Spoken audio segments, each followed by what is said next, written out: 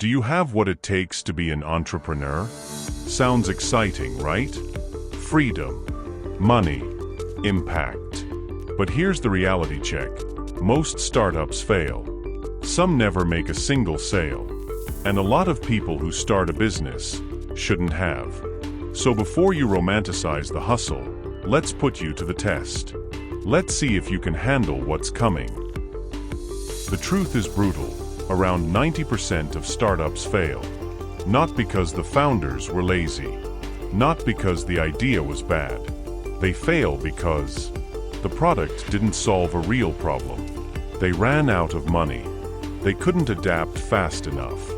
They underestimated how hard it is to get customers. Entrepreneurship will test your bank account, your relationships, your health, and your confidence. If you want in, you need more than passion.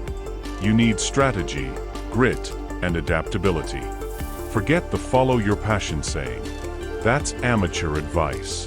The real question is, are you solving a problem that people will pay to fix? In 2007, Melanie Perkins was frustrated by how complicated design software was. She didn't just create Canva because she loved design. She solved the pain of millions who couldn't use Photoshop. Today, Canva has over 100 million users and is worth billions. Passion matters, but pain points pay the bills. Too many founders want perfection before launch. Newsflash, by the time it's perfect, the market has moved on. Ben Francis started Gymshark by sewing gym clothes in his mom's garage. His first products weren't perfect, but they were out there.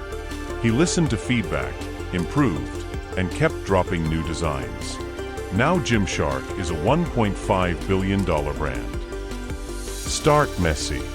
Ship fast. Improve constantly. You don't need a trust fund to start. You need creativity with the resources you've got.